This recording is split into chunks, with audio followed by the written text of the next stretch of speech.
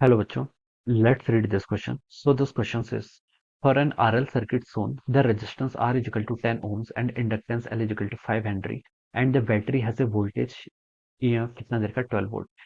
Sometime after the switch S in the circuit is closed, the ammeter of the circuit reads 0.4 ampere. At what rate is the energy being stored by the inductor at this instant in watts? Okay, आपको क्या बताना है, किस rate से आपकी energy store हो रही है आपके इंडक्टर में, वो आपको यहाँ पर कैलकुलेट करके बताना है. ऑलराइट, तो चलिए बच्चों इस क्वेश्चन को स्टार्ट करते हैं. तो देखिए बच्चों, इस क्वेश्चन का की कॉन्सेप्ट आप क्या लिख सकते हैं.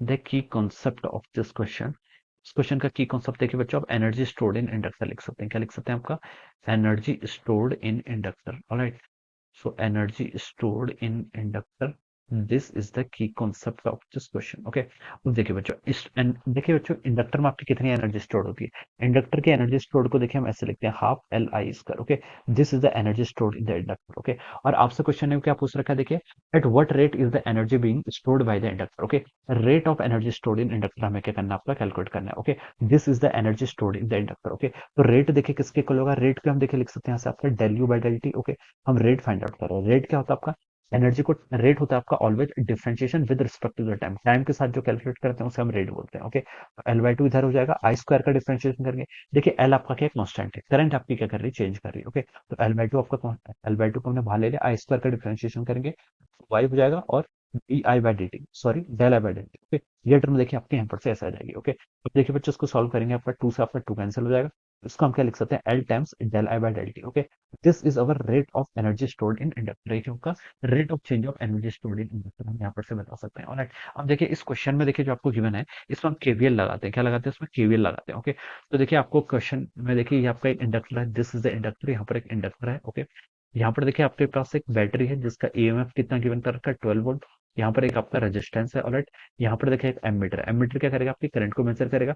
स्विच को देखिए हमने क्या कर रखा है, ऐसे आपको स्विच गिवन कर रखा है. ऑलराइट, दिस इज स्विच, इस स्विच को हमने क्लोज कर दिया. Okay, this switch is close. Okay, ये आपका देखिए ईएमएफ कितना आपका 12 वोल्ट के इक्वल दे रखा है. ये आपका इंडक्टर है, इसके इंडक्टेंस हम एल लिख लेते हैं, आर इसका रेजिस्टेंस है. ऑलराइट, ये आपको गिवन कर रखा है. ओके, तो देखिए बच्चों, मैं यहाँ पर क्या लगाता हूँ, केवीएल लगाता हूँ. इस पॉइंट से स्टार्ट करता हूँ, यहाँ पर मैं ठीक है.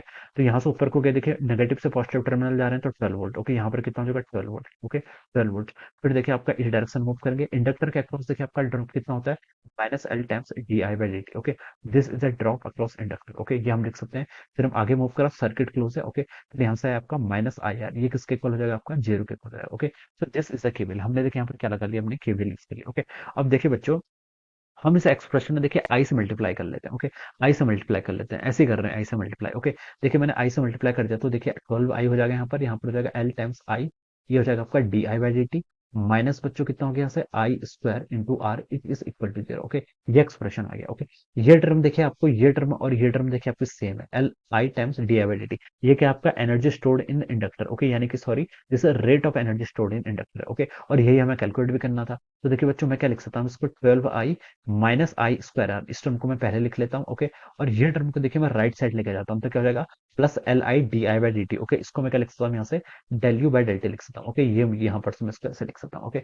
और यही टर्म की वैल्यू क्या करनी है, मुझे यहाँ पर कैलकुलेट करके बतानी है. ओके, अब बच्चों कब बोल रखा है उसने, देखिए the ammeter in the circuit read 0.4 ampere. Okay, जब एमीटर यानी कि आपके सर्किट में 0.4 एम्पियर की करंट होगी, उस टाइम पर हमें रेट बताना है, rate of energy being stored by the inductor. Okay, तो देखिए अब आप क्या कर लीजिए, यहाँ पर आई की वैल्यू बच्चे यहाँ पर आप 0.4 क्या कर लीजिए, पुट कर लीजिए, आपको यहाँ पर से आंसर आ जाएगा. ओके, आई की वैल्यू देखिए मैं यहाँ पर 0.4 पुट कर लेता हूँ, माइनस आपका आई का स्क्वायर यानी कि 0.4 का स्क्वायर इंटू आपका रेजिस्टेंस. रेजिस्टेंस कितना देखिए 10 ओम्स के इक्वल है, यहाँ पर आपने 10 पुट कर लिया. ये कितना हो जाएगा, देखिए 12 इंटू 0.4 करेंगे तो आपका ये आपका 4.8 के इक्वल आएगा, माइनस 0.4 का स्क्वायर 0.16 इंटू 10 करेंगे तो आपका 1.6 हो जाएगा. ओके, इसको सॉल्व करेंगे आप तो 4.8 माइनस 1.6 आपका 3.2. ओके, ये आ जाएगा. ओके, क्या आ जाएगा 3.2, ये क्या आपका एनर्जी स्टोर का रेट है, तो आपकी इसकी यूनिट वॉट हो जाएगी. Okay, so this will be the answer 3.2 what. Okay, तो ये आपका इस क्वेश्चन का आंसर हो जाएगा. ओके, तो देखिए बच्चों, ये किससे मैच कर रहा है, आपका ऑप्शन सी से. So we can say that option C will be the correct answer of this question. Okay, option C क्या होगा इस क्वेश्चन का correct answer. So I hope you all understood this concept. All the best and thank you so